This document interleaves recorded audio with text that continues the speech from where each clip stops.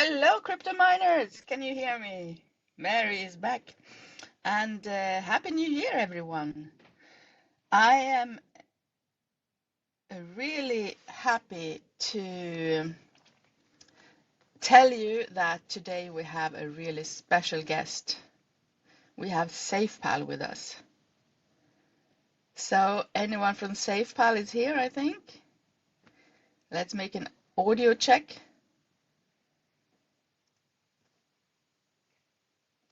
Can you hear me, CJ?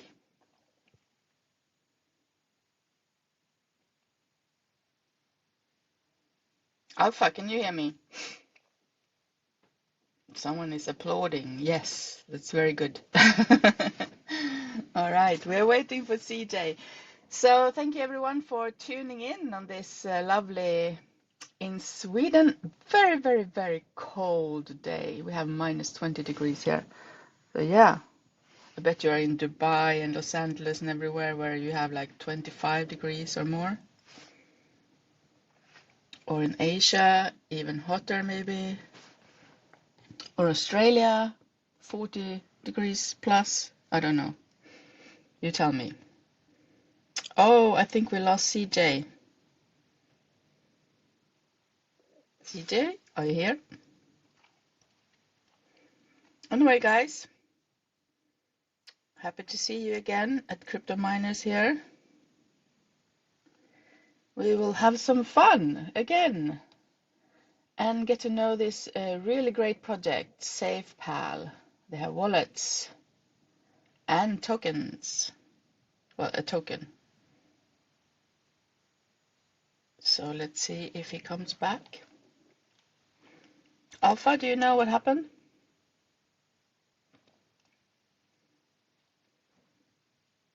Well, I can remind you all that anything we say or talk about in here is for educational purpose only and should not be taken as a financial advice.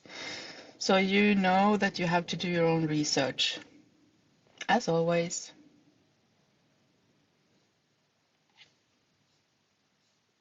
All right. So we will have a moment to wait until CJ comes back. Maybe he was on his computer, or her. Maybe it's a girl even. I don't know. No. We have someone from SafePal back. Well, you have to request to speak.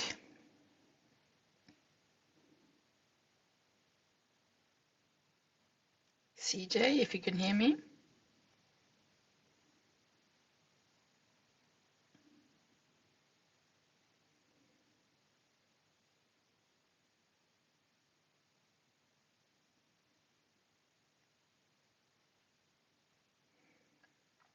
We have someone. Someone has requested to speak. Only persons from SafePal is gonna be allowed to speak right now, guys. Alpha, if you know if someone of these two, Smart and AI, she something, is from SafePal, please unmute them.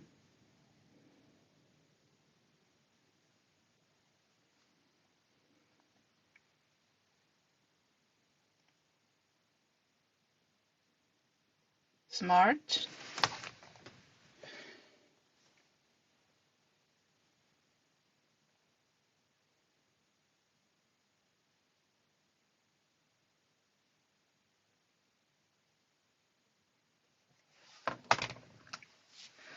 I don't know, Alpha, what's going on, but I'm sure you're on it as always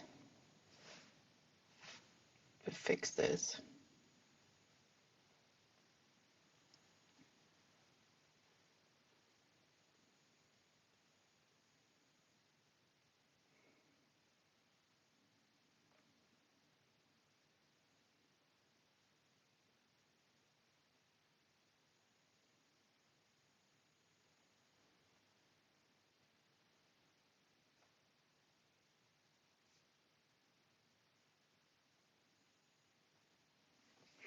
All right, all is good. I hear they're trying to connect. Hello. Hi, can you hear me? Hello. Hi, CJ. Is that Hi. you? Yes. Yes. Pleasure to be here. Sorry for the delay. My desktop wasn't working, so I had to go back to my mobile device. Oh yeah, that's Yeah. the thing with Twitter or X as it's called now. Yep. You can't be on your computer, your PC if you want to talk. You can just listen. Yeah, they've recently started implementing that and experimenting with it, and it's supposed to be working now with a desktop and a mic, but apparently not. So yeah, Okay. took some time to revert back. Yeah. Yeah. Thanks for the patience, everyone. Yeah, it's been awesome to be here. No Yeah. worries. Thank you for coming. I have been looking forward so much. Ever since I started to using your wallet, SafePal, like 3 years ago, I've been wanting to talk to you about this. It's great to have you here. Very, very Thank you. welcome. Pleasure is mine, and always happy to meet a loyal user. Hope it's been serving you well Oh so far. yes, Yes. I'm very loyal. I can't go back to any other now, unless I have to for some other chains that they're not providing yet, but we'll see. So, welcome. Your name is CJ. You're a communication lead at SafePal, right? Yep. Maybe I'll just give a quick breakdown of what I do at SafePal. So Yeah, do prior that, to joining please. SafePal, I've worked with about 10 different projects in the crypto and blockchain space. So they range from your DeFi protocols to your blockchain infrastructure and of course more importantly wallet infrastructure protocols. And after here, what I do with SafePal is I primarily work with the founders on all the communication, branding, messaging efforts for SafePal. Yep. And of course, part of that involves sharing about SafePal to other members or users and listeners, which is why I'm here. Yep. Very good. You're the perfect guy then to Yep. have Thank you on for the here. kind words. Yep. So how long One how of long have the you been yes. working at SafePal? So I joined in January last year. But of course, more importantly, the project we've been around 6 years since 2018, and we've built a stellar track record for ourselves. Yep. Okay, so happy 1 year then. Oh, thank you. Good. You know what they say about the crypto space? One day or 1 week is equivalent to 1 year. So it Yeah. does not feel, yeah, it does not feel like just 1 year. It's time has flown. Yeah. Okay, happy 10th then. Anniversary. Thank you. Yes, and to everyone else, I'm sure there are a lot of OGs here as well. Yes. Probably. Welcome everyone. So let's go to SafePal now. A small introduction about SafePal. Some people in here might not know what it's all about. So maybe start a little bit from the beginning, but just very short, and then Sure. yeah. Yep. I'll try to be concise. So I think you can see in our slogan as well. So basically what SafePal we're aiming to do is for users to own their crypto adventure, but in a decentralized self-custodial manner, meaning that you manage your own assets. So how we do that is we do that by providing a comprehensive non-custodial wallet suite. Basically, we have your hardware wallet, mobile app, and browser extension wallet solutions. And I'm happy to say that currently we are serving about 10 million plus users, which are scattered over 200 regions and countries. Yep. So that's essentially what we That's a do. lot. Yeah. 10 million users already. Wow. Yep. Thank you. I would say it's a team effort. Over the past 6 years, we've been building and working very consistently to make sure that we serve our users safely and seamlessly. And I would say the user base is part of the reflection of that. Hmm. And you take care of your users also. So where is SafePal headquarters located? Yep. So the for SafePal, our HQ at least, our founders are based in Singapore, together with me actually. So I do meet them from time to time as well. But I would say we are, as with a lot of Web3 projects, we are quite a global team. There's about 50 of us scattered all around the globe. And of course, we do our best to make sure that we can work in a very strategic and efficient manner across time zones as well. Yeah. Very good. And your mission now is to have everyone on board, or because you're adding lots of new chains all the time. I can see that because I'm using Oh, SafePal. yeah. So Thank you for so acknowledging it. Yep. So I'd yeah. say we do support about 100 plus blockchains which are EVM and non-EVM. So typically I would say we do focus on I would say decently people who have some experience with crypto and blockchain to veterans, because it is quite hard to navigate so many blockchains and, of course, be familiar with using your hardware wallet, mobile, or browser extension. But you can see that we do also put in efforts to onboard new users through our education and the security measures and our enhancements on UI and UX. So I would say we do cover a broad base, but I think for most non-custodial wallets, the sweet spot typically is for users with some experience with crypto or to those who are veterans, simply because most people tend to start out from a centralized exchange first in terms of where they on-ramp experiment with before trying out a self-custodial wallet. Because for most users that start out, it may be a bit intimidating. Yeah, but we do do our best to make sure that all user profiles are taken care of in that sense. Yeah, I mean, for a total beginner, it is very hard with crypto. It's lots to learn. But I saw on your web page and also on your Twitter account, X account, that you have lots of videos and tutorials to show the beginners and also more advanced to learn how to use it. So that's very good. Well, thanks for the acknowledgement. I'm sure our team will be very happy to hear that as well, because if you notice, I think it's part of the benefits of having a global team. We do support about 15 languages, so we do our best to communicate the products and also to improve the knowledge of our users required to make sure that they're familiar and they stay as secure as possible. And I would say the videos and guides are part of those efforts as well. Yeah. Yeah, very good. And you have the wallet that people have in their phones and maybe on the laptop or the PC. But you also have the hardware wallets. Can you explain the difference a little bit, or when to use what, or Sure. details? I think that also boils into our philosophy, right? For all user profiles to be able to own their own crypto adventure. Typically for hardware wallet users, they tend to be a little bit more stagnant in a way. They're not as active. They probably don't trade very actively. They probably don't access DeFi protocols like every hour or so. They tend to be more of long-term holders, simply because of the way hardware wallets function. They simply add an additional layer of security. So basically, whenever you want to perform a transaction, make a transfer, or add new coins, you do have to have the physical device with you to approve that.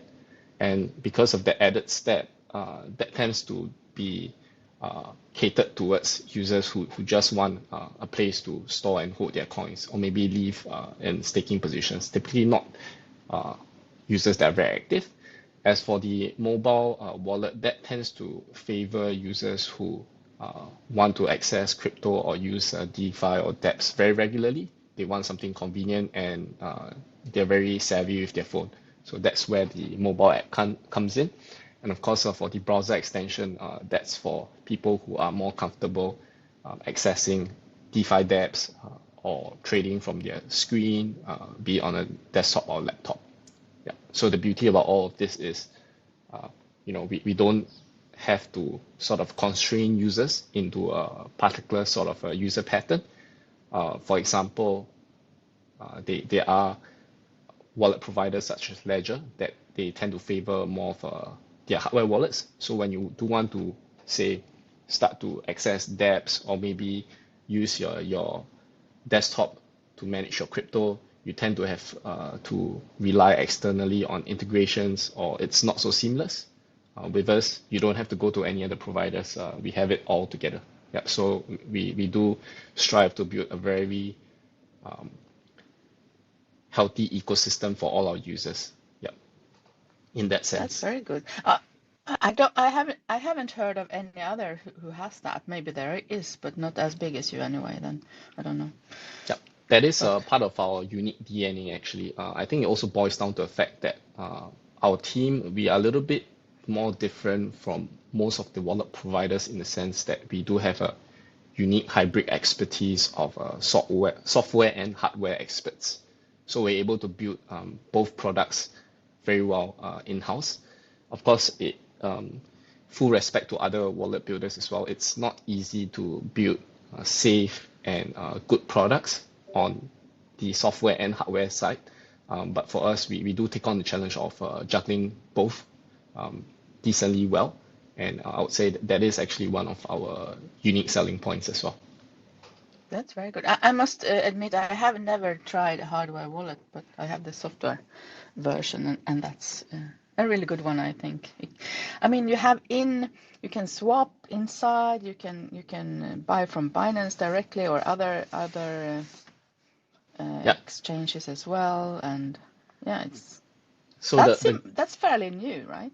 It hasn't been from the start. so the interesting thing is 2 points. So our hardware wallet was actually one of our flagship lines back in 2018, and we started out with the S1 line. I think some users may have actually heard of that. So the S1 hardware wallet is typically famous for two things. One, being fully air-gapped and offline. It works via the scanning of QR codes. So basically, users don't have to plug into a computer or go on to Wi-Fi or Bluetooth for those that are a bit wary of additional vectors of attack or vulnerability. So it's probably as secure as a hardware wallet gets. The second thing as well, of course, is that affordability and value there. We are one of the most affordable hardware wallet providers in the space, simply because we do believe that one of the core value propositions of crypto is to be financially inclusive and accessible. So our products, they start from $49.99 USD to $89.99 USD for our hardware wallets. So why the pricing is so is basically not everyone is going to be a whale, right? Some users are just going to be maybe holding a few $100s of crypto assets, maybe from their monthly paycheck. That's what they would onboard or on-ramp or be managing around. And it wouldn't make sense, right, if that's the amount that you're managing, but that's also the cost of a hardware wallet. So we look to provide that affordability and value there, but more importantly, that security as well, which is the important point. We don't believe that security should have to be expensive or, in that sense, exclude people from exploring crypto. Yeah. And as to your point about using the mobile wallet, I think you'll be happy as well to know that for users who are a bit more familiar with our mobile wallet, it isn't that difficult to transition or try out our hardware wallets as well, because the way our hardware wallets work is they actually integrate seamlessly with the mobile app. So it might pique your interest, but for our hardware wallets, for those that do use them actively, you use the mobile app as the interface actually. So hardware wallet users typically will also be familiar with using our mobile apps. Yes, because the wallets. That's good to know. Yeah, the wallet addresses. But if let's do very basic now. If I buy a wallet, a hardware wallet, Yeah. I get it home to my address. Yeah. And what do I get then? I get this device that I have to connect to my computer or phone even, or how can I connect it? So basically, our hardware wallet line, we have two lines. Our air-gapped S1 line, which is one of our flagship lines, that's the one that's fully offline. And last year we launched a Bluetooth X1 line. So that one's more for added convenience, right? So back to your question about how the hardware wallet works. What you're essentially getting with hardware wallet is, so a lot of people misunderstand this. With a hardware wallet, you're not storing your crypto assets inside the physical device. What you actually get is you have your own unique seed phrase that's generated and kept in the hardware wallet device. So that's what adds the additional layer of security and sort of protects it from maybe online exposure, as opposed to a hot wallet, which is what you use actively, like a mobile wallet or maybe a extension wallet.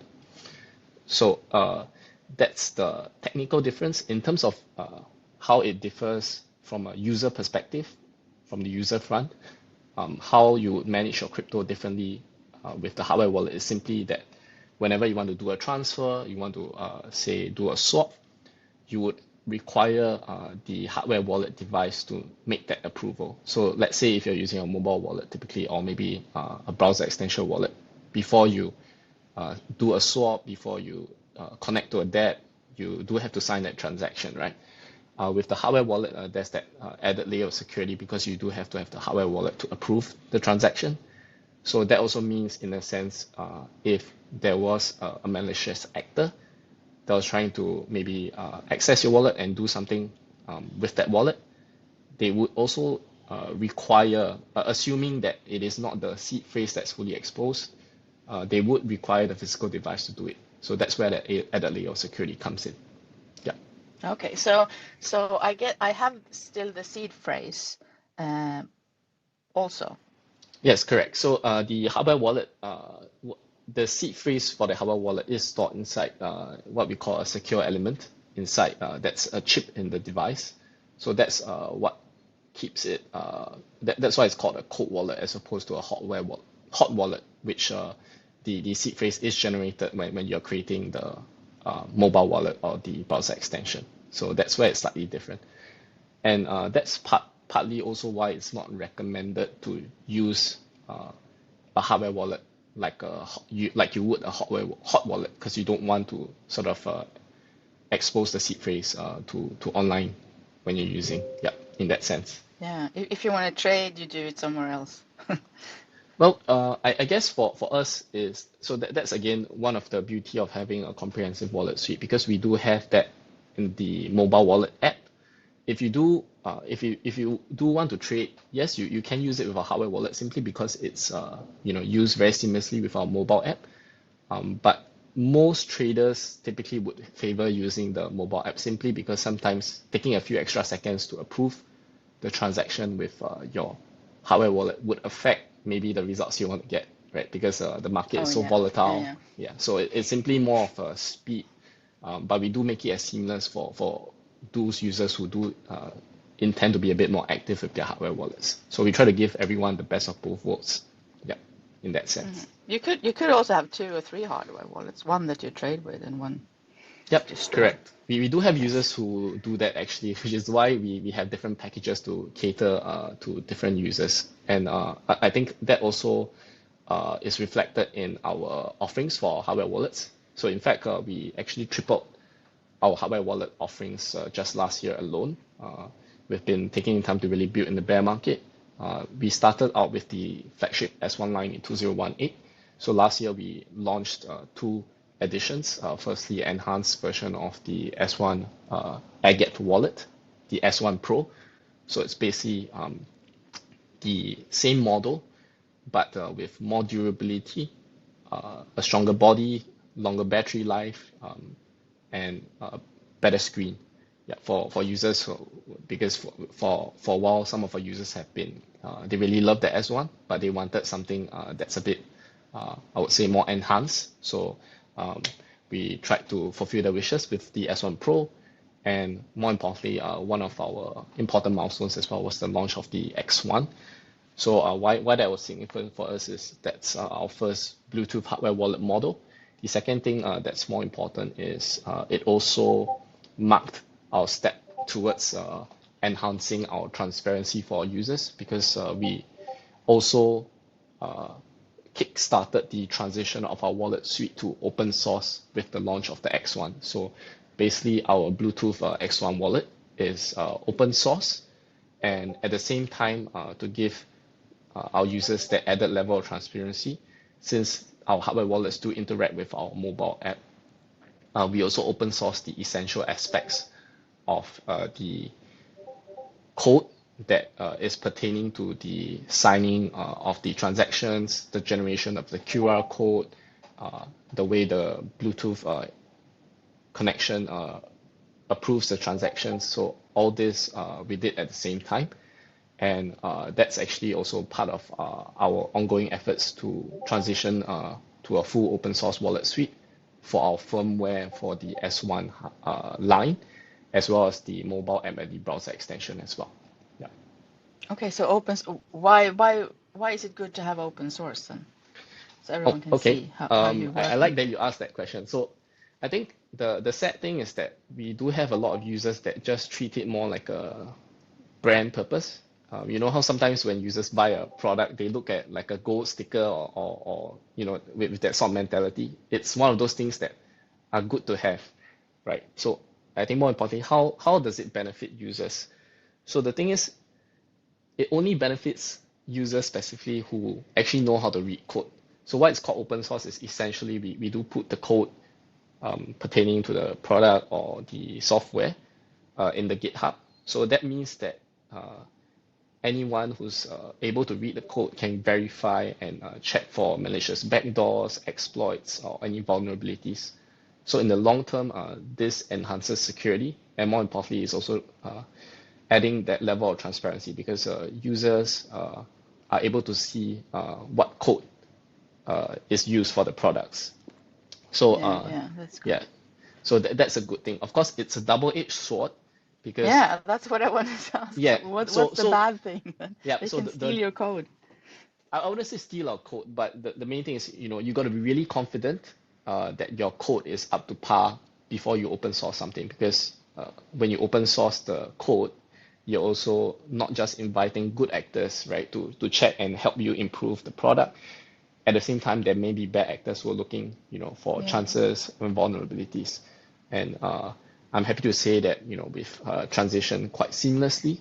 For You can take a look for our 6 years. We have a very clean track record. And of course, not to say that, having an exploit means that you're not doing your job as a wallet. But I would say for any secure wallet provider, they should do their best to keep security to a maximum, any vulnerabilities or concerns to a minimum. And we've done that quite successfully so far. Yeah. Okay. And CJ, I forgot to ask you, how much Yeah. time do we have with you? Do you have to be somewhere in half an hour, or can you Oh, stay no, longer? no. Very good. I'm Very good. you have me till 8, and if required, if there are users who happen to have questions that they really want to ask, I'm happy to share a bit more. Yes. All right. Very, very good. All right. So I want to also, if you could maybe share some of the technology or what's making you stand out amongst all the other wallets? We know there are a few really big ones. How can you match them, and how can you be better than them? Why should we choose SafePal instead of others? Sure. I think that's a question we get asked a lot, but we Yeah. always yeah, we always have to share that. So maybe I'll use the other established players as a reference as well. So I'm sure some users may be, for the hardware wallet users, they may be familiar with names like Ledger and Trezor. So one area that we're very distinctly different is that we are full suite. We're not just a hardware wallet provider. So like I shared previously, for those that are comfortable or do want to use cold storage or hardware wallet offerings for the added layer of security, you don't feel isolated in the sense that you have to use other wallet providers whenever you want to move to a more active usage. So for some of the hardware wallet users, they either have to transfer their assets out to another hot wallet when you want to use steps, because some of the challenge, right, as a hardware wallet expert is it's difficult to build the software to follow as fast, so you don't tend to support as many blockchains, dApps, and assets at the same time, right? So that's how we I would say are able to set ourselves apart from purely hardware wallet providers or those that focus on hardware wallets. And as for the hot wallets or the mobile wallets or browser extension, I'm sure people are familiar with names like maybe MetaMask or Trust Wallet. So for that, we do have that hardware wallet expertise. There are very few software wallets that have, established hardware wallet line that they've built in-house. So we have that. So I guess it works a little bit in reverse, right? For those who do have hot wallets, when they feel like, say, their bags have grown a bit too big for them to be having in a hot wallet, they can move part of their assets in a cold wallet without having to worry about whether the mobile or hot wallet that they typically use functions well, because we have it natively, right? And in terms of more specific details, we do our best to be as cross-chain interoperable as possible, since we do support both EVM and non-EVM chains. One out of our standout features, I would say, is our cross-chain swap that you mentioned previously, simply because we do support 100 plus blockchains. And one of the interesting things is that while we are a decentralized wallet suite, we do understand that users at the end of the day do value option and choice as well. So for example, I'll give you an example. Some traders or people who do swaps, right? What matters to them when they are doing that swap is not necessarily decentralization. They want the best rates, the best slippage, the best fees, right? So when you perform your swaps, I'm sure that that's what you're looking at as well. And because of that, we are one of the few non-custodial wallet suites that integrate both decentralized and centralized exchange as options for users to perform their swaps. So for example, sometimes you may notice when you're doing the swap in your mobile wallet, you may be doing it through, you can select your provider. You can select like say 1inch. You can also select like say Maxi or Binance, depending on which rates you prefer or the transfer times and such. So that tends to provide very competitive and beneficial offerings for users as well. The second And I thing, think if yeah, you don't want to choose or are familiar with which to choose and why, I think the wallet is choosing the best option for you, isn't it? yeah, exactly. We list out all the rates and fees very transparently, so users can. Of course, we do optimize it such that it tends to be the better value swap that's given to users. But for those that do want to, we do have some users that are a bit more experienced. They like to see their options. They have it there as well. So at the end of the day, users do get the best of both worlds. But like you mentioned, not everyone wants to look at the nitty gritty, right? So at the end of the day, they just want to be getting the best rates. So we do have that for them, and they can just swap seamlessly across the blockchains. I would say the second thing as well that makes us slightly more unique, because we do, of course, there are going to be wallets out there that do have decent swap services and offerings. Um, and an added um, feature or benefit that we do have is that we do have what we call our gift box in the mobile wallet. So that's designed to provide a community and ecosystem because we do have events, we have quizzes for our users to be able to get exposed or understand or learn about new projects. And we do have a very extensive debt marketplace as well, where we do our best to integrate established dApps so users can explore the projects that they want on any chain that they're curious about. Yeah, so in that sense, I would say we go beyond being just a typical wallet. We provide a very thriving ecosystem where users can be onboarded and explore crypto in that sense. We do see ourselves as a very important gateway and foundation for adoption and crypto usage. And that's how we strive to achieve that. Yeah. Yeah, and I can say, I mean, in the start when I started to use it, the hot wallet, it was sometimes difficult to connect to certain pages as a connect your wallet, but it has been so much better now. You can always connect now, I think. So you are you are providing better and better stuff all the time, and Thank you. and I'm sure our partnerships and also our dev team will be very happy to hear that. I have to give a lot of props to our partnerships manager as well, because she has to put in a lot of effort to look at all the new blockchains and the yeah, projects I'm to make sure. sure that yeah. So it's we do our best, of course. I wouldn't say we're But it perfect. is also Yeah. up to the project also sometimes to allow different Yeah. wallets, isn't it? Yes, exactly. So which is So why how do you do that? I mean, if do you go online and check all the new projects and try to catch them, or or yeah. how? So on I think it's two ways, like you mentioned, right? So on our end, we do our best, to stay in tune with the important trends, the patterns, the new projects, blockchains, and developments, and we do our best to reach out to this required projects for integration. The second way is projects do reach out to us as well, either two ways, via our email, marketing@safepal.com. So they tend to email inquiries there and we divert to the right channels. Or you can do it through our official website as well, just in case there are any project founders listening here. So our official site is, of course, www.safepal.com. And for those that want to submit, say, like a debt for integration, they just go down to the bottom. We have a section where people can submit information for listing their debt, or maybe even a token for evaluation. So that's typically how we go about it. Yeah. And that's free for the project to do. Yeah. So I think it depends on the level of integration and the level of support required. So typically, I think our that is dependent on partnerships or technical team, and it's very circumstantial. But for the basic integration, yes, it's more about technical compatibility that matters, and of course safety and security. Yeah. So if I, as a user, have a problem one time, or when I'm trying to connect, can I reach out to you and you can help fix that, or do I have to reach out to the project? Oh, okay. So I guess it depends on the problem, but we do have a very active support team.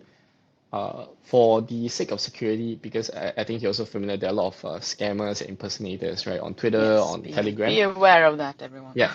So that's why our dedicated support channel is via we have a ticket system via Zendesk. So how we typically recommend users to do it is go to our sitemap, safepal.com/sitemap.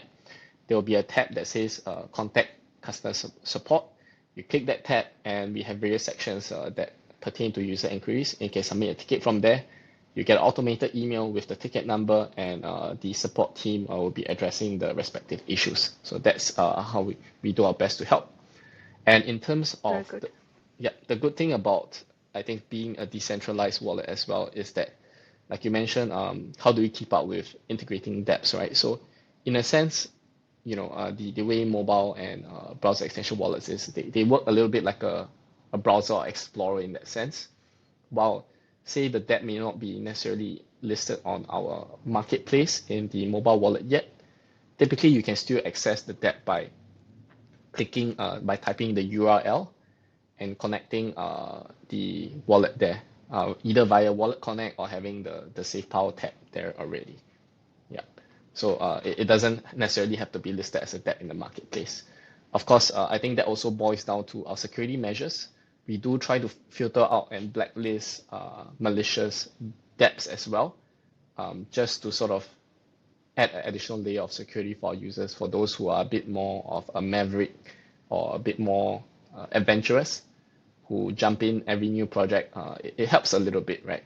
Because they tend to have that blacklist warning as well, that this site may not be the safest if they're looking to take a look. Yeah. So what other security measures do you take or have to keep us safe, the users?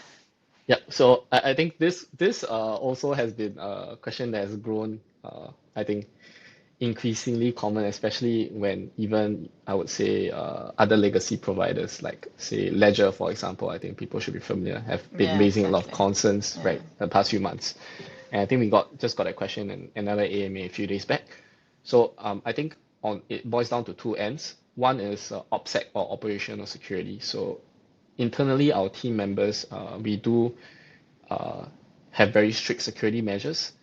Each team member will only have access to the required database or material to perform their job function. So let's say for the code base, say only our CTO will have access to that, and the various developers will have only access to various sections. As in terms of managing information and our socials, we're very wary on our own on clicking any suspicious links or having any very weird interactions to reduce the vulnerability from phishing, which is where I think the ex-Ledger employee fell prey to, for example. And of course, more importantly, when employees unfortunately do leave SafePal for maybe somewhere else, we of course will revoke any access that they have, which is basically, I think, part of the main reason why the exploit recently happened for Ledger, right? So that's for OPSEC. In terms of our product security measures, we work actively with security providers such as Certic on audits, and we also have security features in our wallets with providers such as GoPlus So for some of the users, they might have seen we have this feature called Wallet Health Checkup, which is through working with Go Plus. So users can actually, it's just like going to your doctor and having a health checkup. You can check your wallet health to see if there's anything suspicious or anything that you should be concerned about.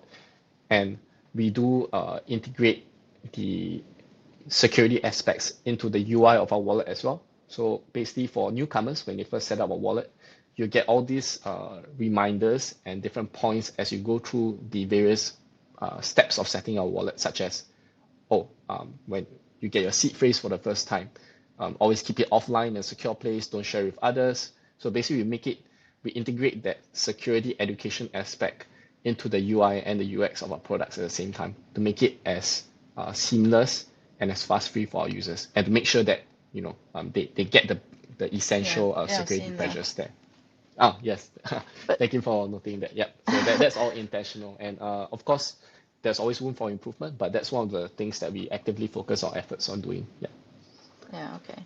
So you spoke a little bit about the team having different parts and not one have everything. Can you tell us more about the team? How big is the team and their expertise? Yep. So we're growing to about 50 right now, and we're scattered, of course, in different regions and time zones. That's how we're also partly able to support 15 languages. I would say the lifeblood of our company, of course, would be our co-founders. People like Veronica should be a little bit more prominent as our spokesperson, who's our CEO as well. So more importantly, our co-founders have a very extensive experience in both hardware and software, like I mentioned, and they already have a prior successful hardware business prior to SafePal, and they hail from Fortune 500 companies specializing in e-commerce and technology. So we've been able to leverage that expertise and sort of transfer it over to the development of SafePal. Yeah. All right, that's good. Also, I wanted to know how do you decide which new blockchains to add, or who does that, and does it cost anything for the new blockchains to be on board? Yeah. So again, I think that's a bit more circumstantial and dependent on the communication between the blockchain and partnerships team. But the important thing we look at, of course, is the usability aspect. How much our users need that blockchain. We do listen to user feedback for what networks or blockchains they wish to be supported. That's one. The second thing, of course, is we do, of course, need to prioritize blockchains with bigger TVLs, simply because more usage also means that more users require it. That's one thing. And of course, we do have blockchains that reach out to us on their own as well. So that's typically how we go about it. In terms of execution, of course, the speed is also dependent on our pipeline, because our developers do have to work on different aspects. So it also depends on the level of depth and blockchains that we're working on at the moment, and which ones are compatible to support. Yeah, so that's basically how we tend to operate, to be a bit So more if I start a strategic. new blockchain, it will take a while for me to get it on SafePal. Probably. Well, I think it also depends on a few things, right? Whether it's EVM compatible, what is the coding Yeah. language. So typically, if it's already something that is compatible with blockchains that we support, that will be a little bit faster. And of course, we do need to look at other aspects as well. Has the code Yeah, been of course. audited? How long has been functioning? And other aspects just for the safety aspect. Yeah. But it does tend And to do take you time. also Yeah. remove blockchain sometimes? So the thing about a decentralized wallet suite is we don't tend to sort of remove blockchains unless it depends more on the node providers and the technical support from that blockchain itself. So the way we operate is we tend to be blockchain agnostic. That means we don't favor any sort of blockchain over another. Our belief is that users should be the ones to have the choice to explore and use which networks they favor, right? So it's I think I would say it's more dependent on the level of technical support from the blockchain itself. Yeah, It okay. rarely occurs, but I've seen maybe just once where perhaps the node provider wasn't that active and the technical support required from that blockchain wasn't sufficient to maintain active support. But I wouldn't say it's more of us not supporting a blockchain. It's more of not having the technical support required to continue supporting it. So as much as possible, we do strive to continue supporting all the blockchains we currently support and to add more as well. Yeah. Yeah, I mean it has to be serious. I mean, Yeah, it so is. yeah, Yes, correct. It's a respect to our that's good. users as well, right? I'm Yeah, sure. very good. Yeah, because does affect user choice in what blockchains are supported because you know that you can have the assets to be managed on our wallets, and it wouldn't be a good feeling one day you wake up and maybe the network that you're using isn't supported as well, and you find that hey, now I have to go to another wallet provider and do the same thing. So it's not the best. So in that sense, we do respect and value our users as well. So we do our best to make sure that these are all maintained. Yeah. But I think that's one of the best features that you can have so many different blockchains, because it's sometimes you have to have new wallets for all the new blockchains.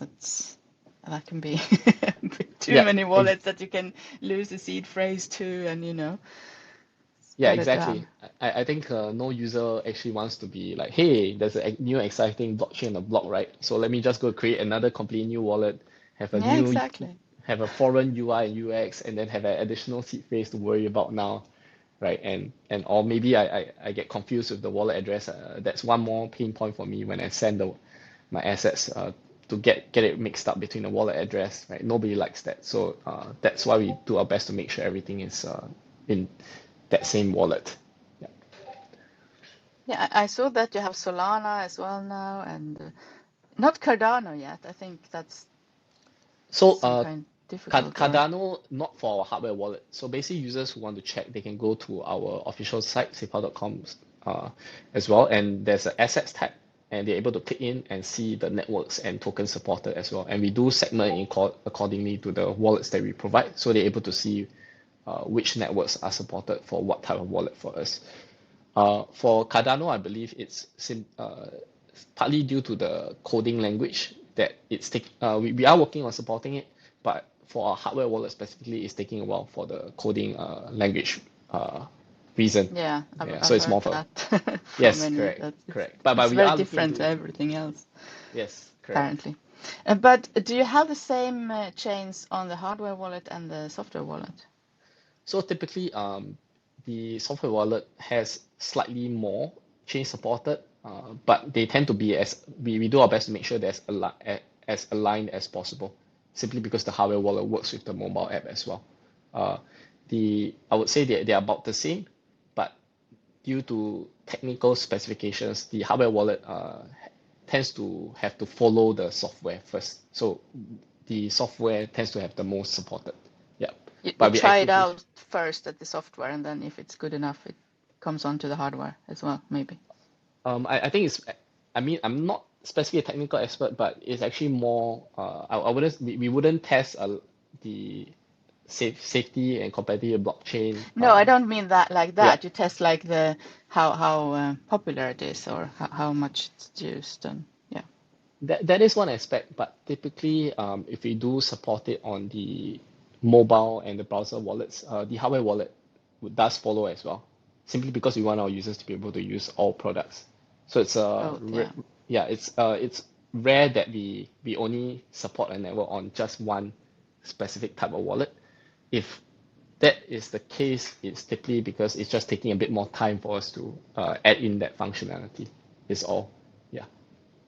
Okay. So if I believe in the project in SafePal and want to invest and maybe support, is that when I can buy the coin, or is it some other way I can do that?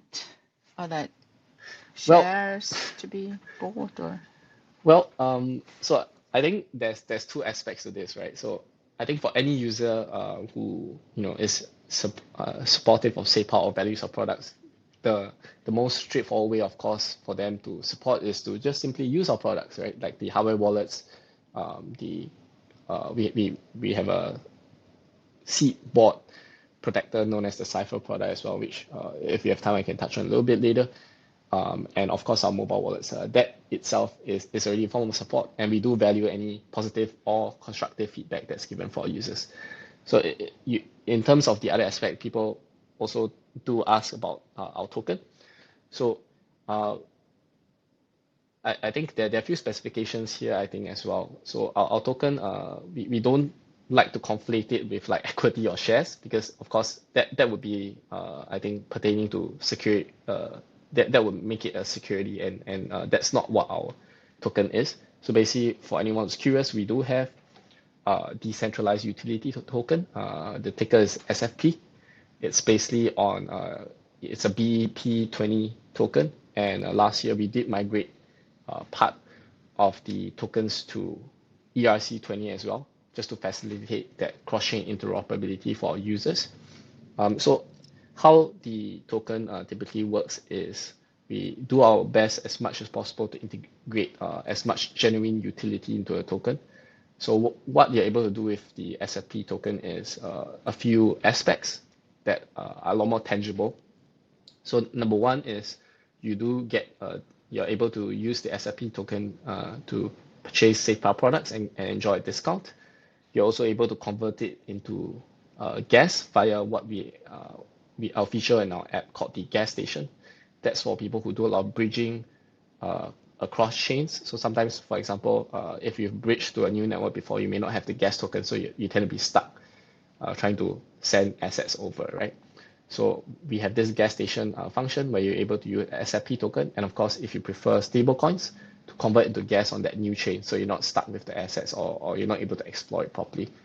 And the other utility for SFP token as well is it allows you to be part of the ecosystem and community that we've built in form of our gift box events, because SFP holders tend to have say priority in terms of whitelisting to participate in the events as well. Yeah, so that's basically how the token works. So it's not like you get some parts of the winnings of the company if you're a token holder, but you get some other features. You can have, cheaper fees and stuff like that. Yes, you can say that, and I would say why the SFP token is not the same as company shares is, if it was company shares, you would have to get it on the stock market. So I think that's tokens should never be securities in that aspect. And because of that, if we were to do it that way, it would be a regulated share. It wouldn't be a token, a decentralized utility token anymore. But of course, the good thing is, I would say for the token is, you'll notice we don't shield it very aggressively.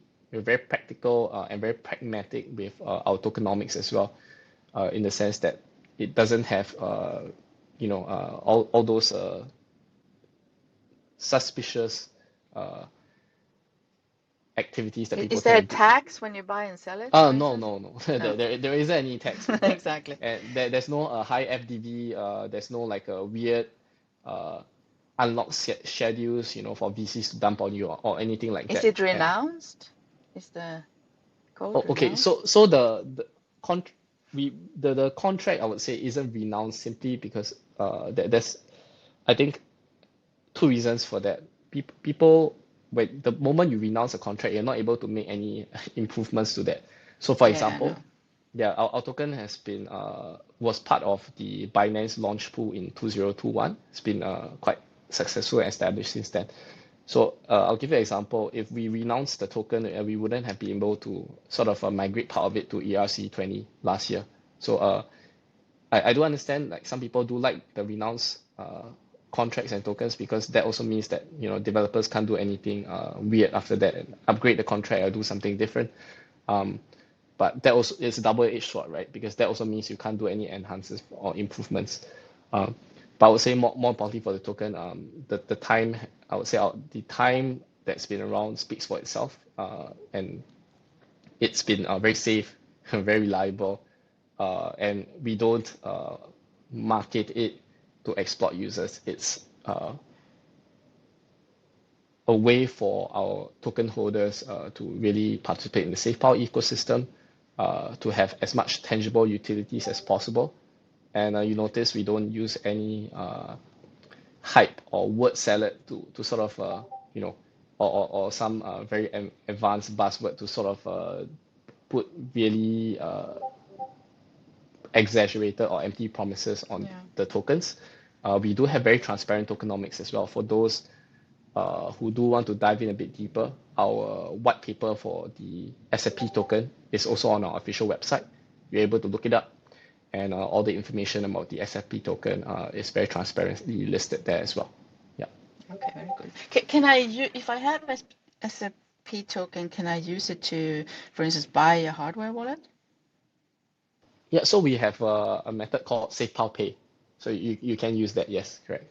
Okay. And it tends to entitle you to discounts on our products as well. Yeah, that's one of the tangible utilities that we integrate in our products. Yeah, very good.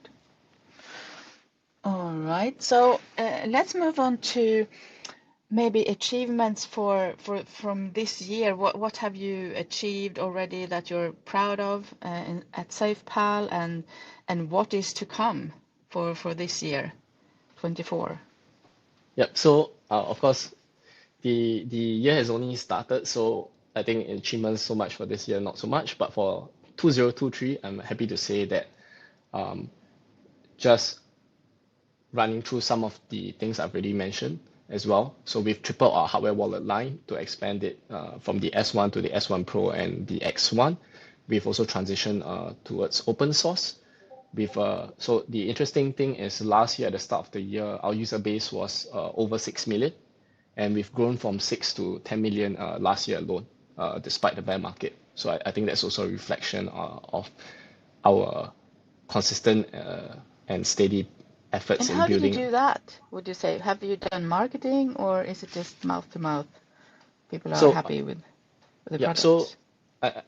of course, Veronica and our communications team has worked really hard to make sure that we get our messaging out there very objectively and transparently.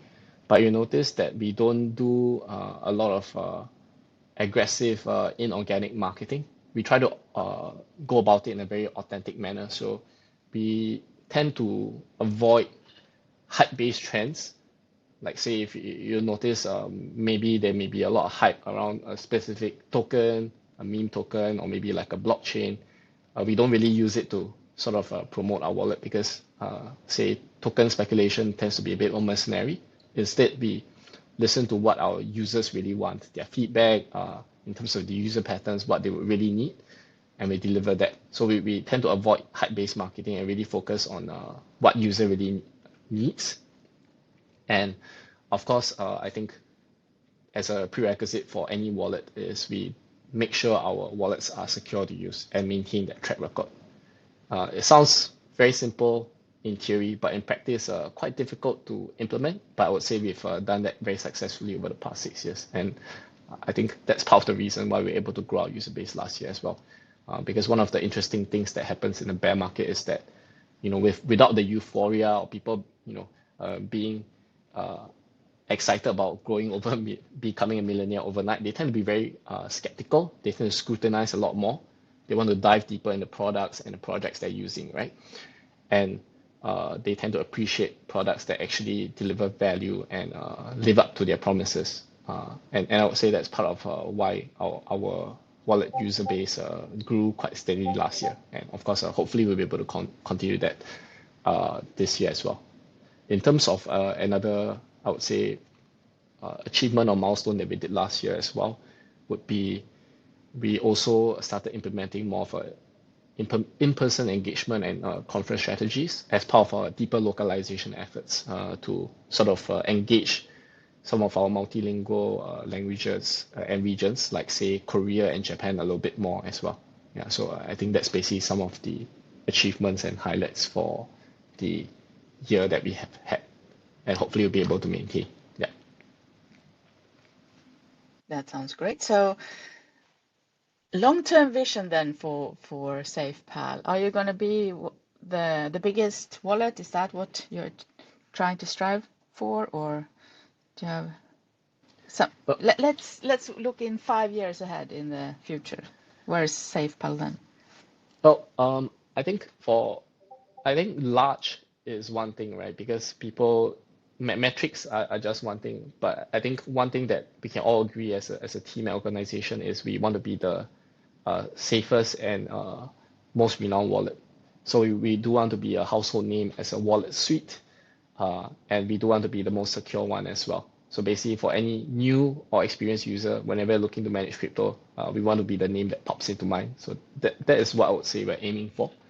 In terms of our upcoming plans and roadmap, of course, things that we'll consistently be looking to do is to integrate more networks to support cross-chain interoperability, and of course, more seamless exploration for our users and the dApps as well.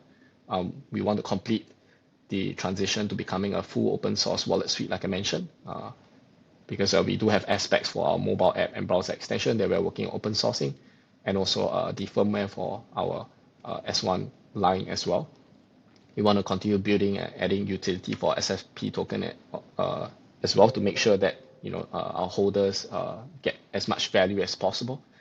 And for the other aspect that I can't reveal too much about yet, because those are confidential, we are working with more established partners in various Web3 verticals that we think are going to be a very solid foundation for adoption moving forward, like real world assets, for example, and also working on pain points that we feel that are still very prevalent in crypto, such as accessibility.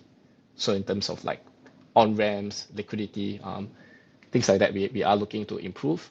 And of course, the education aspect is something we'll always be looking forward to put more efforts in as well, be it in enhancing our UI and UX, working with more partners and established names to have better education efforts, and also improving and maximizing our security measures as well.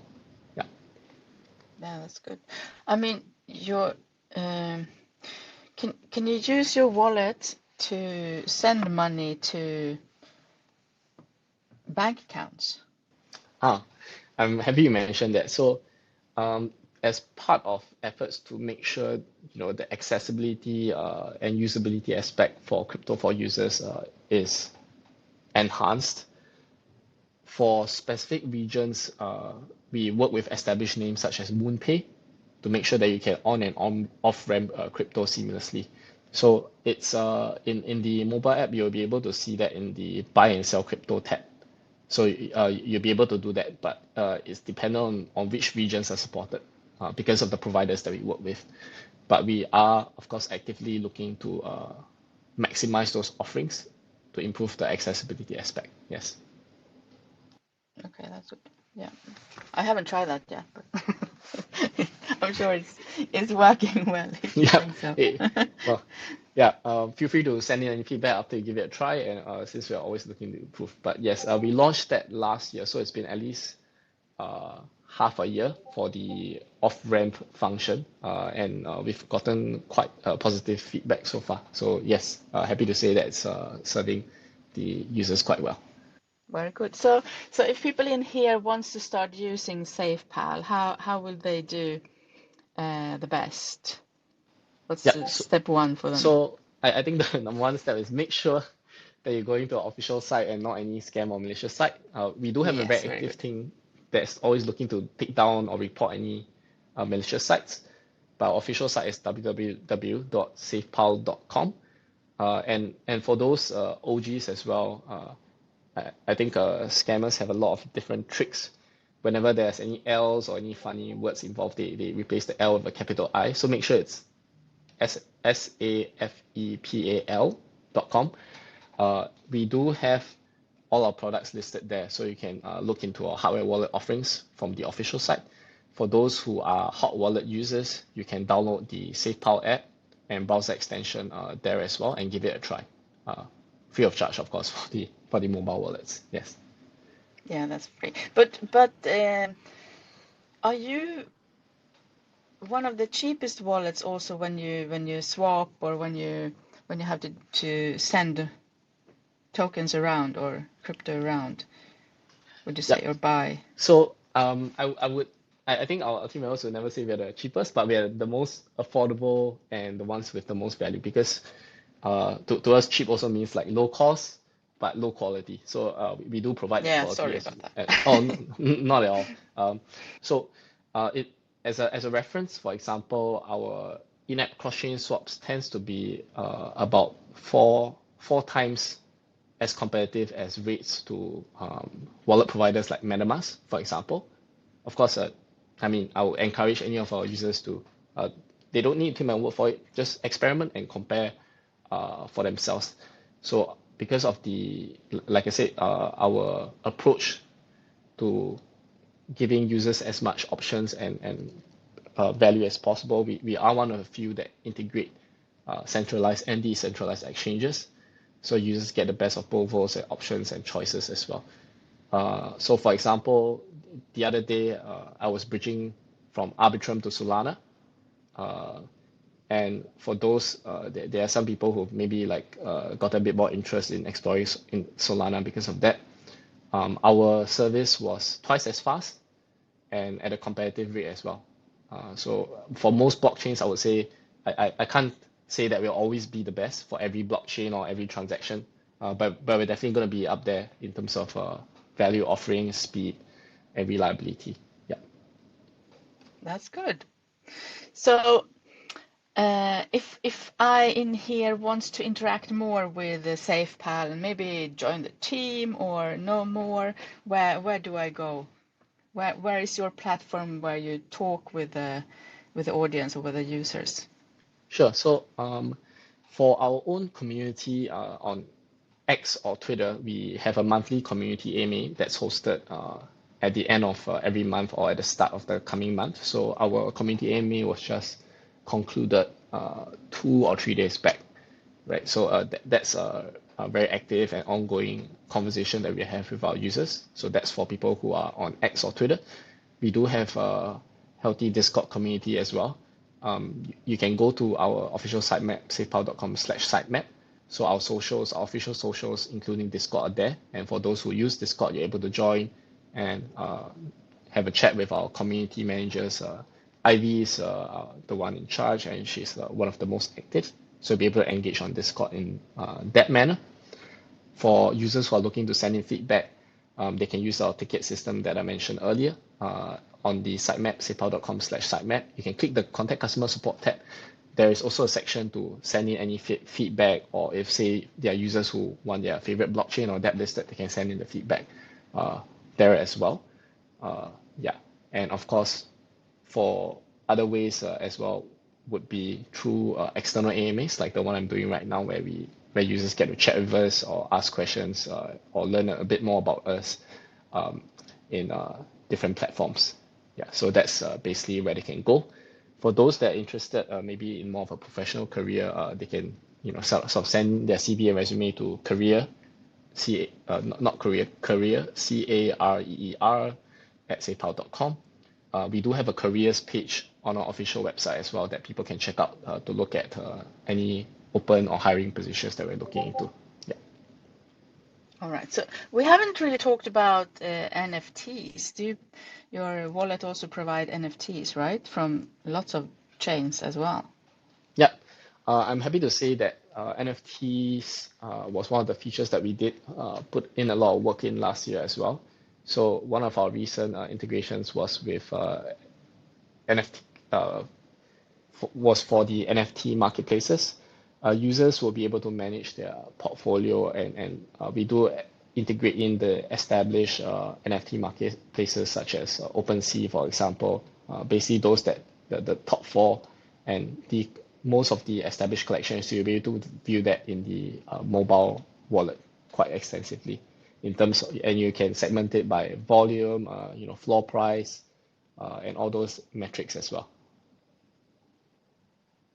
Okay. And something I always wonder about when I look at my wallets and I buy lots of maybe shit coins and coins that are like, and they don't have a value in the wallet at some point. Is that when they're not traded anymore, or too little traded, or when do they go down and can't be Yeah, shown? I think for that, you're able, we do have tabs where you're able to add and hide tokens that you choose. In terms of the display, I mean, from time to time, maybe perhaps once in a while, we do encounter some technical issues. So users can submit a ticket to give us that feedback, and we can look into it. Sometimes the causes are always different, but in terms of the price feed and data, it's fairly objective. We're not able to influence that on our own. We integrate and aggregate the data from established providers such as CoinGecko, for example. Yeah. So Okay. sometimes when you uh, are not able to see the display or price, it could be a issue with the CoinGecko itself, or sometimes when the token itself is no longer listed. Dead. But it's not really anything to do with our own efforts. We're not able to influence that as a decentralized wallet suite. Yeah, it's part of the. So you get your information from CoinGecko mainly, or Yes, other correct. places as well? Yes. Yeah, okay. All right. Good to know. I was checking to see if anyone had any questions in here to put, if they put any questions in here, but there was someone asking about the tokenomics, and that you already answered. That you can go and see the white page, right? And then I think people are keen on trying it out now, trying SafePal out, because Yeah, I think also I can really one more. recommend it. It's a really Thank good you. one. I think one more thing to add in the tokenomics as well, for those that are curious and are looking at the white paper. I think one thing that will strike users very prominently for those that experience with tokens is that we don't have any ridiculous APYs or APRs or high inflations or emissions or anything that is not sustainable in the long term. You can see for our token, we do have a section in the Earn tab called SafePal Earn. Most of the APYs, the token does offer other added benefits as well. You're able to boost your yield from staking different tokens in the SafePal Earn tokens, but the APYs are always single to maximum double digit, and all very sustainable and reasonable APYs. So we don't have any inflationary or any ridiculous tokenomics in that sense. Yeah. Yeah, that's good to know. And where can I buy the token if I'm in here now listening and think this is a good one, I want to buy it? Yeah, so we are on most of the established exchanges as well. So for those that prefer using centralized exchanges, you're able to get it on Binance. For those who are more of a DeFi maxis who want to use it on decentralized exchanges, you're able to get the BEP20 token on established dexes such as PancakeSwap, for example. For the ERC20 version, you're able to get it via Uniswap. Yeah. More importantly, to make sure that no one falls victim to any scam tokens, just search SFP in sites like CoinGecko or CoinMarketCap. We're listed quite extensively there, and you'll see that it's linked to our official site. The name is SafePal. Everything checks out. You can also see the other exchange markets that are available there. So we are also on other exchanges such as Maxi as well. But Binance and BitGet tend to be the big ones for those who are looking to do centralized exchanges. Yeah. Very good. Do you also have like VCs with your audience that they can come on and just ask, not only in AMAs, but just ask, people who work there as helpers or in your communities or? Yep. So we do have like volunteers that contribute in different aspects, from maybe translation to content production as well, that we do work with quite actively. You're able to inquire either through the careers page that I mentioned, or also joining our Discord. You can see some of our community managers there as well. You can you know chat with IB or any of our community managers for those who feel they have skill sets they want to contribute to us. We're always looking to explore and also build a community from our users as well. Because I think that's one of the interesting and fun things about Web3, right? That users are typically not just users, they are also stakeholders in a way. Yeah, so that's how we try to involve them. In terms of voice chats, I would say it would be our monthly community AMA. I would encourage people to attend and ask their questions there or post their questions in advance. That's typically how we do that. Yeah. All right, that's good. And how often do you have these AMAs? I saw that you had one the 2nd of January. Is it Yep. once a month to like go through what happened the month before, or? Yes, correct. So that would be every month. We've kept to that, rain or shine. So it's typically near the end of the month or in the first week of the new month to recap and for any users to ask questions or send in their feedback as well. Typically the Rain or rain or shine. I like yes, that. rain or shine. We Yes. have snow and shine here today, so. How many degrees do you have where you are? Yep. So I'm based in Singapore actually. So the interesting and fun or maybe not so fun thing is we don't have any seasons over here. So we're basically just hot all year round. So it's It's just just it's hot. just how hot and sweaty you get. Yeah. So today is hot, hot. Yes, it's always hot and humid typically. So maybe once in a while we will get a bit of rain, it's a bit cooling, but it's typically just hot all year round. Okay. Yes. Just come Yeah. here to get some snow. It's minus Yes. 20 degrees here today. Snow Okay. is like a very interesting thing for most people in Singapore. So when we travel, yeah, that's one of the things that we do look forward Yeah. to exploring. Yes. Once in a lifetime, you have to see snow, right? Yeah. Yeah, very good. So, CJ, what question would you ask if you were me? A question maybe that you haven't got so often that you want to answer. That's an interesting question because I would say like you've done a great job covering all the bases. Um, Maybe perhaps I think not necessarily indicative of SafePal's uh, vision or perspective, but I would say one question I think everyone needs to be asking themselves is for, with this year, I think there's a lot of optimism around the markets, right? With the upcoming speculation around the Bitcoin ETF approvals and the economy sort of recovering in a way.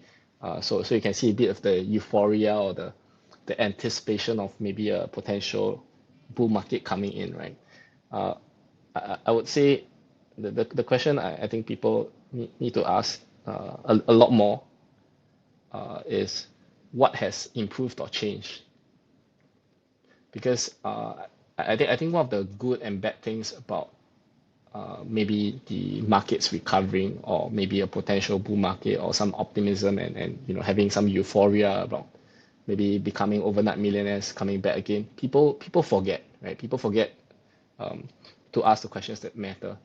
Whether a protocol is safe to use, whether say a project is actually delivering on their roadmap or what they promise, whether a particular narrative is actually sustainable, or actually does what it's supposed to do. I mean, there's a lot of buzzwords, starting to be thrown out these days. There's, for example, a restaking narrative. There's we have modular blockchains, right? We have Solana, coming back as a Ethereum killer narrative. As to which ones are really true or effective, I would say no one can 100% say for sure, myself included. But I think as users, we need to be a little bit more skeptical in that sense. Don't be so quick to jump into everything and get excited. Do a bit more research.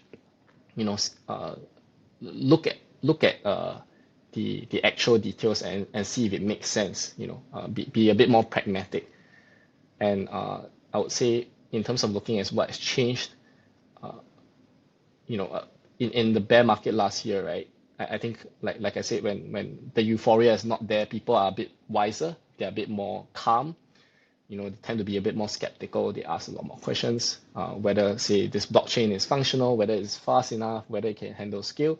But what you'll notice the pattern that comes in when the bull market comes is that people throw all these things out window. It no longer matters. The only thing that matters to a lot of people is whether price go up, right?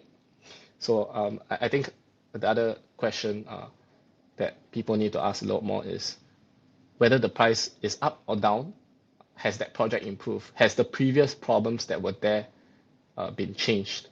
And I think that's important because while in the short term, the market recovery will overall bring a lot of optimism, potentially onboard more users into the industry. In the long term, if the problems that we were dealing in the first place that were hindering adoption, such as accessibility, security, the usability of projects, whether they're too complex, the transparency in terms of communication, whether projects are actually delivering what they've promised, or whether certain narratives are actually true or simply just hype marketing. All these things will play out in the long term, because as a genuine builders in the space that have been around for 6 years, we are in it for long term, and because of that, I think it's important to really improve on the products, the features, the functions, and also solve problems, aside from just Yeah, I speculating agree. about things. Yes. Sorry if it's You're speaking to my FOMO heart yes, directly. I have to remind myself some days as well, because it is very tempting, right? It's so easy to just it's tough to solve problems, right? It's easy to just think about making everyone rich, right? But at the end of the day, I think in the long term, what matters and what's gonna keep people around and believing and really exploring and advancing the potential of crypto is really to build sustainable, practical, pragmatic projects and tools. So I think that's what's really important. Yeah, number going up is good, but I think in the long term, all these things are even better. So do you believe in mass adoption soon, CJ? And what does have to happen to go there, Well, to reach I, there? I mean, I wouldn't say it's necessarily a reflection of SafePal as a whole, but I think a lot of our leaders or captains of the ship at SafePal would believe that. I think we are still early to say that about using mass adoption. I think the term onboarding the next billion users gets thrown around a bit too much, right? Because we're still far from that. When users don't even know how crypto works, when we have users who still forget their seed phrase or don't know how to manage or even really keep themselves safe when connecting to dApps, right? So what I do believe in is larger scale adoption. I don't believe in mass adoption, but I do believe in larger scale adoption. Is the future or economy going to be fully decentralized for everyone? Not necessarily, but the way I personally view decentralization is it needs to exist, and it needs to be an option that can be accessed easily by any user if they want to, because in the whole reason why crypto was born, right, was to serve as an alternative towards centralized institutions, right? Because you want to own your own money, you want to own your own assets. You don't necessarily want to be, for lack of better word, a slave to just governments or traditional financial systems for them to dictate your finances, right? You don't want the bank to necessarily freeze your assets, on a whim, uh, Yeah, correct. factoring in those countries that are maybe not so reliable.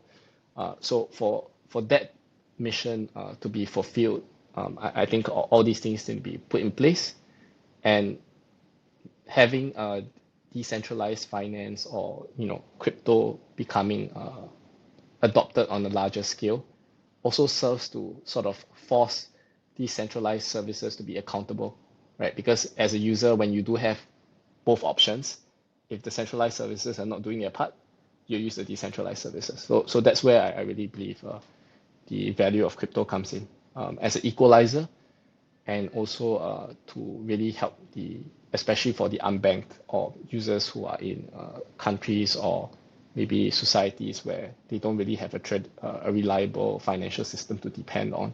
Yes. Yes, very good answer. I like that very much.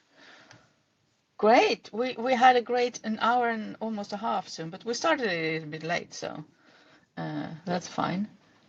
Yeah. Is I there really. anything else that we should talk about, you think, CJ? What else do you want to tell our audience here at Crypto Miners? Um, I think you've done a fantastic job, covering all the bases and even going the distance. So I don't think I would have anything I would need to share, except maybe just to reiterate for anyone who's curious about us, just check us out on our official site, safepal.com.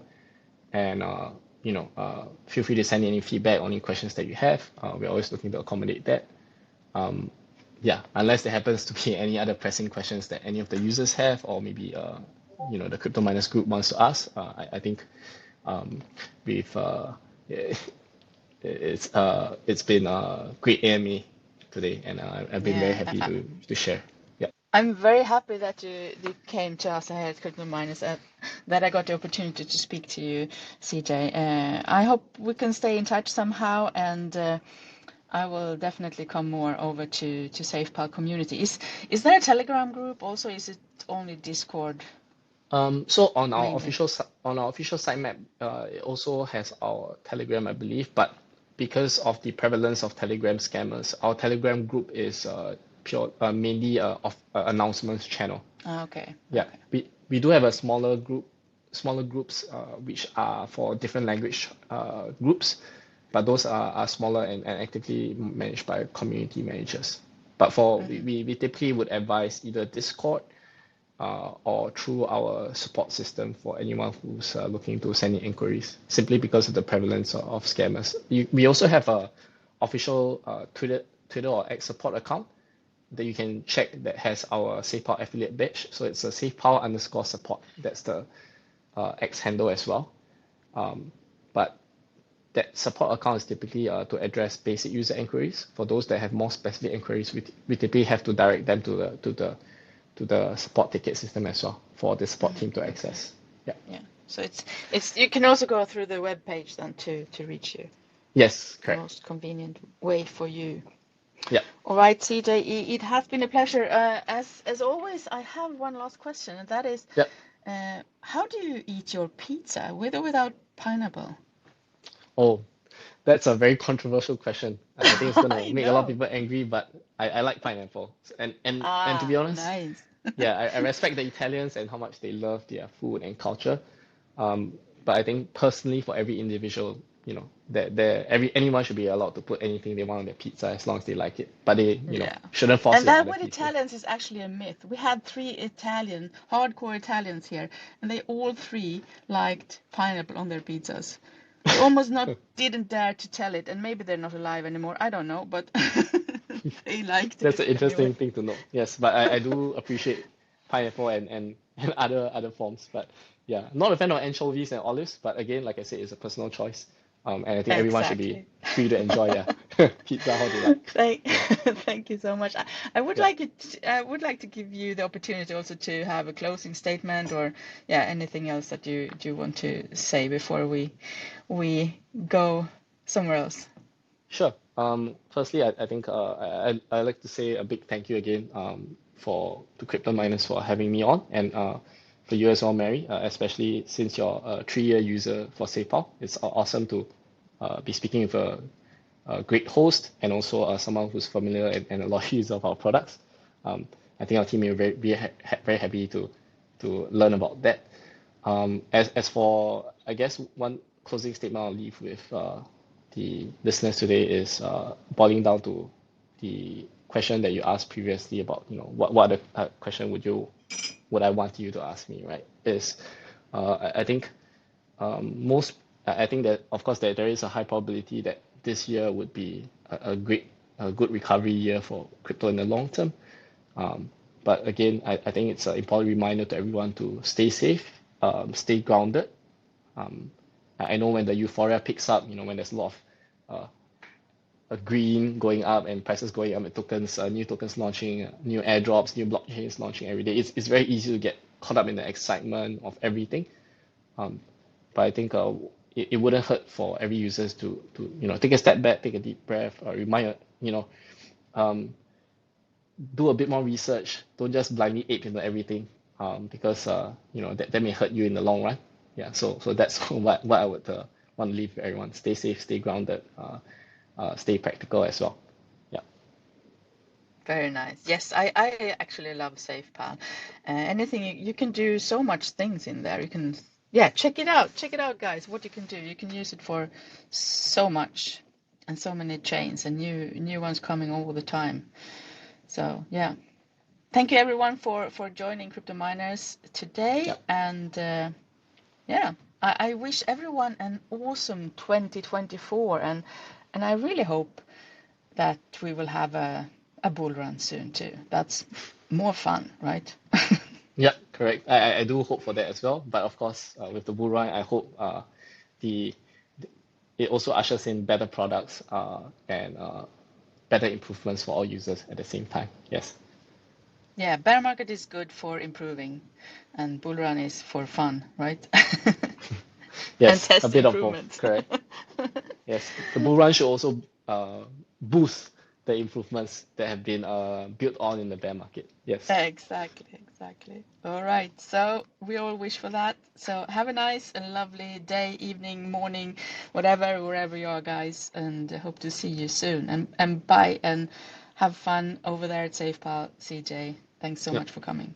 Thanks, Mary. Thanks everyone for having me. Have a great 2024 to everyone, and may your portfolios be healthy and continue to grow this year. Yeah, exactly.